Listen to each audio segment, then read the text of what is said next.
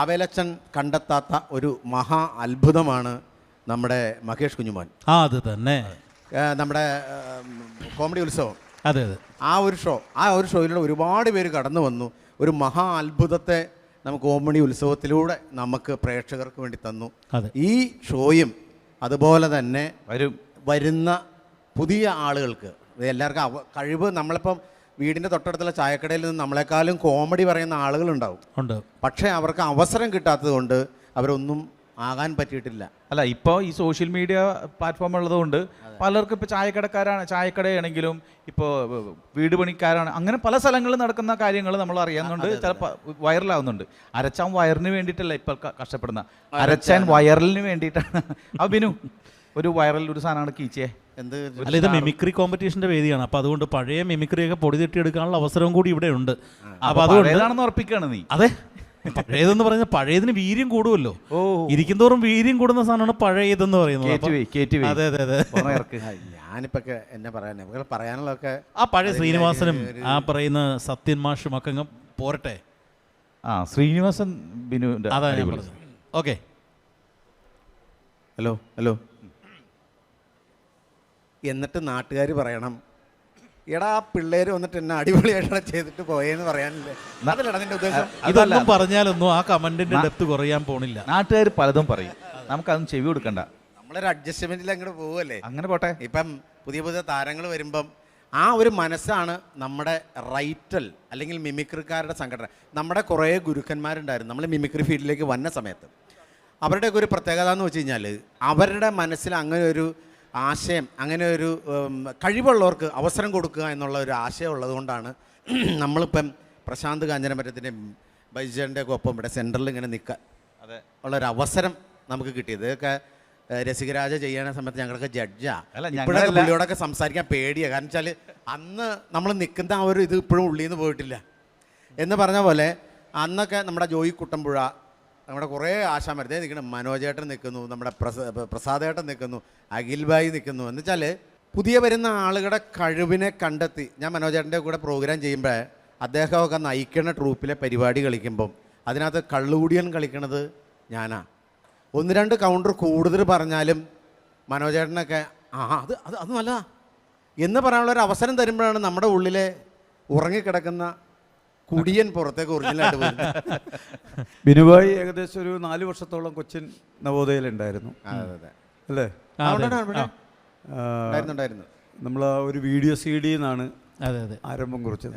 Video CD ചെയ്യണ കാലം മുതൽ അതെ അദ്ദേഹം കൂടെ ഉണ്ടായിരുന്നതാണ്. അന്നൊരു വേദിയിൽ എനിക്കിപ്പോഴും ഓർമ്മയുണ്ട്. വെഞ്ഞാറമൂട് ഒരു സ്റ്റേജിൽ ഇൻ്റർവ്യൂ കളിക്കാൻ നേരത്ത് ആദ്യം ഞാൻ തിരിഞ്ഞു നിൽക്കും. അപ്പോൾ എൻ്റെ ഇവിടെ വന്ന് തോണ്ടിയിട്ട് ഇങ്ങനെ തിരിയുമ്പോഴാണ് ആളെ കാണുന്നത്. അപ്പോൾ ഇന്ന് നിങ്ങളെ ഞാൻ ചിരിപ്പിക്കുന്ന എന്തോ പറഞ്ഞിട്ട് പോയി പുള്ളിക്കാരൻ.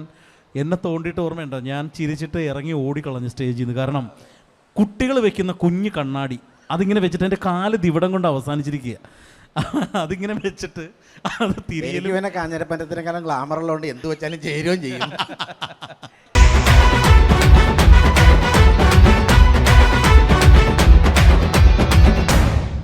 റൈറ്റൽ presence Fly World Overseas Education മിന്നും താരം.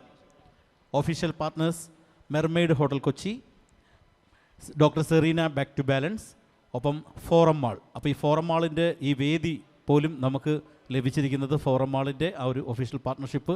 അവർ വളരെ മനോഹരമായി നമ്മളോടൊപ്പം സഹകരിക്കുന്നത് കൊണ്ടാണ് അവർക്കുള്ള. അതെ, പുറത്ത് അതിഗംഭീര മഴ, അകത്ത് മിമിക്രിക്കാരുടെ തകർപ്പൻ ഇടിവെട്ട് മഴ. എന്തായാലും ഈ മഴ നമുക്ക് നനയാം, അടിച്ചു പൊളിക്കാം. അടുത്ത ടീമിനെ വിളിക്കാം. കോമിക് സ്റ്റാർസ് ആണ് അടുത്ത ടീം. അവരെ വെൽക്കം ചെയ്യുന്നു. ഹലോ രതീഷേ. മനോജേ, എത്ര നോളായടാ നമ്മള് കണ്ടിട്ട്. ഭയങ്കര നിനക്ക് എപ്പോഴും കണ്ടാലും വയ്യടാ. എടാ ഞാനാണെങ്കിൽ നാഗപ്പാടെ ടെൻഷൻ അടിച്ച് നിൽക്കുകയാണ്. എന്താ ടെൻഷൻ എന്ന് പറഞ്ഞേ? എടാ ഞാന് പിന്നെ ബീവറേജിൽ പോയി ക്യൂന്ന് കുറെ കാര്യങ്ങളൊക്കെ ആലോചിച്ച് എന്റെ കൊച്ച് UP സ്കൂളിൽ പഠിക്കുകയാണ്. അവന് മിമിക്രി മത്സരത്തിന് അവൻ പേര് കൊടുത്തിട്ടുണ്ട്.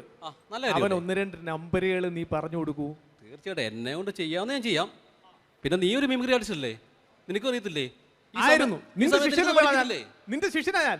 അത് ശരിയാ, എനിക്ക് അറിയാം ഒരു പ്രോഗ്രാമിന്റെ കാര്യം.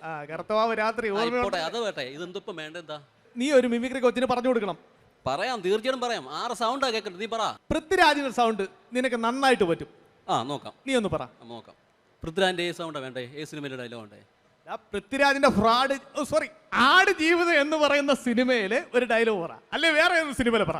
എടാ, അത് ഈടെ ഇറങ്ങിയതല്ലോ, അത് ഞാൻ പഠിച്ചില്ലെന്ന്. ഞാൻ പുതിയ പഠിച്ചൊരു ഡയലോഗ് പറ. പഴയത് നിനക്ക് ലുക്കൊക്കെ പഴയത് കേൾപ്പിക്കാം. തെങ്ങിന്റെ പഴയത് മൂട്ടിൽ കേൾപ്പിക്കാം. മേലോട്ട് കയറുന്നത്, മേലും നല്ല താഴോട്ട് കയറുന്നത്. നീ വെയിറ്റ്, ഞാൻ കേൾപ്പിക്കാം. ചോക്ലേറ്റ് സിനിമയില്ലേ? ഓക്കെ. ഇവളിത്ര പേരെ മുമ്പ് വെച്ച് പറയണം എന്നെ സ്നേഹിച്ചിട്ടില്ല, എന്നെ പിരിഞ്ഞാലും സന്തോഷത്തോടെ ജീവിക്കുമെന്ന്. എടീ ചങ്ങനാശ്ശേരിക്കാരൻ മത്താച്ചി മുള ചന്ദ്രികെ, നീ എന്നതാ കരുതി? നീ അങ്ങ് ഗുഡ് ബൈ പറഞ്ഞു പോയി രമണക്കെടുത്ത് നാടുന്നു. അതങ്ങ് പണ്ട്. ജീവിക്കാൻ ഒരുമിച്ച്, മരിക്കാനാണെങ്കിൽ എവിടെ? മതിയോ? മതി. അപ്പോഴേ ഞാനൊരു മിമിക്രിക്കാരനെ നിനക്കറിയാലേ. നിക്കേ അദ്ദേഹത്തിന്റെ അയ്യപ്പനും കോഴി സിനിമയിലെ അതോടെ കേൾക്കണ്ടേ? പിടിച്ചോ. ഞാനിവിടെ ഈ അട്ടപ്പടി തന്നെ കാണും. തന്റെ ക്രിമികടി മാറുന്നോളം വരെ മാറാൻ ബുദ്ധിമുട്ടാണെങ്കിൽ ഞാൻ മാറ്റിയിട്ടേ പോകുന്നുള്ളൂ. കേട്ടോളാ നാരുടെ മോനെ. ഓക്കെ. അപ്പൊ ഞാൻ നീ ബാലചന്ദ്രൻ ചുള്ളിക്കാരന്റെ സൗണ്ട് എടുത്തില്ലേ? ബാലേന്ദ്ര മേനോനോ? ബാലേന്ദ്രൻ ചുള്ളിക്കാട്. കേശവ മാമ പേടിക്കാതെ, ബാലഗോപാലന്റെ പഠിപ്പും കാര്യങ്ങളും ഒക്കെ കഴിഞ്ഞ സ്ഥിതിക്ക് അവനെ നമുക്ക് അറിയപ്പെടുന്ന ഒരു വക്കീലാക്കാം. ബാങ്കിൽ നിന്ന് ജപ്തി നടപടിയുടെ നോട്ടീസ് വന്നു. പലിശയും കൂട്ടുപലിശയും അടക്കം 1,25,000 രൂപ 50 പൈസ. സുധയുടെ കല്യാണക്കാരി ഓർക്കുമ്പോഴാ എനിക്ക് സങ്കടം. കല്യാണത്തിനൊരു തൂശനിലയിൽ ഒരു ഇല വിളമ്പി ഒരു സാമ്പാറും ചോറും ഉണ്ണണം എന്റെ ആദ്യത്തെ ആഗ്രഹം. വന്നേ, ഇത് കയ്യിരുന്നിട്ടാണ് ആ കൊച്ചിനെ പഠിപ്പിക്കാഞ്ഞേ. ഇനി അടുത്ത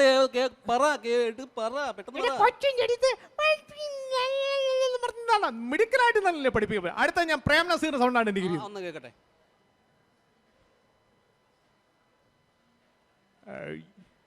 എത്രയും സ്നേഹം നിറഞ്ഞ എൻ്റെ ചെറിയൻ കീഴ് നിവാസികളെ, ഞാൻ ജീവിച്ചിരുന്നപ്പോൾ ചിറയൻ കീഴിനെ ഒരുപാട് സ്നേഹിച്ചിരുന്നു. എൻ്റെ സ്വപ്നങ്ങളിലും എല്ലാം ചിറയൻ കീഴുകാർ ഓരോരുത്തരും ഉണ്ടായിരുന്നു. മലയാള സിനിമയിൽ എനിക്കൊരു കാമുകനായും വക്കീലായും കോളേജ് കുമാരനായും IPS ഓഫീസറായും വേഷം കിട്ടിയിട്ടുള്ള എനിക്ക് ഒരു ഉദ്ഘാടകൻ്റെ വേഷം കിട്ടുക എന്നുള്ളത് അത്ര ബുദ്ധിമുട്ടുള്ള കാര്യമാണെന്ന് എനിക്ക് തോന്നുന്നില്ല. മരിച്ചുപോയ ബാബൻ കുഞ്ചാക്കോയാണ് സത്യം. ഓക്കെ, കുഴപ്പമില്ല, നല്ലായിരുന്നു. പിന്നെ നിനക്കറിയോ, പിള്ളേർക്ക് ഇപ്പം ദളപതി വിജയ് ഇഷ്ടം, അറിയോ? അറിയാം. അന്ന് ആ വിജയുടെ സൗണ്ട് ഞാൻ ഒന്ന് ചെയ്ത് കേൾപ്പിക്കാം. അതുപോലെ ഒന്ന് പഠിപ്പിക്കണേ. അതുകൂടെ പഠിപ്പിക്കാം. ഓക്കെ, വിജയുടെ സൗണ്ട് കേട്ടോ. முன்னாடி சந்தமா பேசுறது சக்கிட்ட முன்னாடியல்ல வேற வேற வேட்ட கேட்டா வேணும். ഇത വന്നിരിക്കട്ടോ സൂപ്പറിട്ടോ. കേട്ടോ? അപ്പം ഒരു കാര്യം ചെയ്യും, നമ്മുടെ ഗണേഷ് കുമാറിന്റെ സൗണ്ട് നേരത്തെ. നമ്മുടെ MLA മന്ത്രിമാർ ഗണേഷ് കുമാർ. അതെ. അച്ചായോ, കർത്താവിന്റെ ക്രൂശ് മരണമൊക്കെ ഏതാണ്ട് ഇതുപോലൊക്കെ തന്നെ ആയിരുന്നു. ആദ്യം ഒറ്റി കൊടുക്കൽ, പിന്നെ കാണിച്ചു കൊടുക്കൽ, പിന്നെ ഏൽപ്പിച്ചു കൊടുക്കൽ. സേട്ടു നാളെ ബോംബെ നിന്ന് എത്തും. അതിന് മുമ്പ് മേനോനെ നമ്മൾ കൊല്ലും. ജോലിക്കിടെ പറ്റിപ്പോയി അറിയാത്തൊരു കൈബത്തം. എല്ലാത്തിനും വളം വെച്ച് കൊടുത്തു. അവസാനം മോള് കഞ്ഞാ പിന്നെ ന്യായം പറയുമ്പോൾ എൻ്റെ അടുത്ത് വരുന്നത് പറഞ്ഞേക്കാം. കൊള്ളാം, അതും കൊള്ളാം. പിന്നെ ഇപ്പം നമ്മൾ സിനിമ തിയേറ്ററിലൊക്കെ സിനിമ തുടങ്ങുന്ന മുമ്പ് പരസ്യങ്ങൾ കേൾക്കത്തില്ലേ? അതിൻ്റെ ഒരു ശബ്ദം ഒന്ന് ജസ്റ്റ് ഒന്ന് കേൾപ്പിക്കാം, ഒന്ന് പഠിപ്പിച്ച് കൊടുക്കണേ. ആദ്യമായിട്ടൊരു തുണിക്കട പരസ്യമാണ്. തുണിക്കട ഏതെന്ന് ഞാൻ പറയത്തില്ല, കേൾക്കുമ്പം ഓർത്താൽ മതി. പട്ടിന്റെ പൊൻതിളക്കവുമായി മഹാലക്ഷ്മി സിൽക്സ് തിരുവല്ല, നോർത്ത് പാർവൂർ, ചാലക്കുടി. അതുപോലെ തന്നെ തൊട്ടടുത്ത് ഞാൻ TS രാജുവിനെ ഒന്ന് കേൾപ്പിക്കാം. ഒന്നെടുത്തു. TS രാജു. എടി സുലോചനെ, വെറുതെ വേണ്ടാതീനം പറയരുത്. കേട്ടോ? എടി സുലോചനെ, വെറുതെ വേണ്ടാതീനം പറയരുത്. എന്റെ സാവിത്രി കൊച്ചിന്റെ കിഡ്നി ഞാൻ നിന്റെ കയ്യിലിരിക്കുന്നത്. കിഡ്നി മാർക്കോസ് കൊണ്ടു തരാനുള്ളതല്ല, മാർക്കോസ് കൊണ്ടു തന്നു. പക്ഷേ മാർക്കോസിനൊന്നും കിട്ടിയില്ല. ഓക്കെ, എന്നാ ഞാനേ ഒരു ചെറിയ ടെസ്റ്റ് ഉണ്ട്, ഞാൻ പോവാ. അവസാനമായിട്ടേ ഞാനൊരു സംഭവം കാണിക്കാം. പെട്ടെന്ന് ഒരു ആനയുടെ നടത്തം ഒന്ന് കാണിക്കാം. അപ്പൊ കലാഭമണി ചേട്ടനൊക്കെ കാണിക്കുന്നതാണ് ആ സംഭവം. കറക്റ്റ് ആണെങ്കിൽ കൈ അടിക്കണം. ആന നടക്കുന്ന ഒരു സംഭവമാണ്, ഒന്ന് കാണിക്കണം. അപ്പൊ കലാഭമണി ചേട്ടന്റെ കയ്യിൽ നിന്നൊക്കെ ഞാൻ കണ്ടുപഠിച്ചാണ്. ഞാൻ ശ്രമിച്ചു, ഒരുവിധം ശരിയായെന്ന് തോന്നുന്നു. ശരിയായ കൈ അടിക്കണം. ഞാൻ എൻ്റെ ഡ്രസ്സുകൾ ആനയുടെ ഒന്ന് കോർഡിനേറ്റ് ചെയ്യട്ടെ. അപ്പൊ ആന നടക്കുന്ന രംഗമാണ്.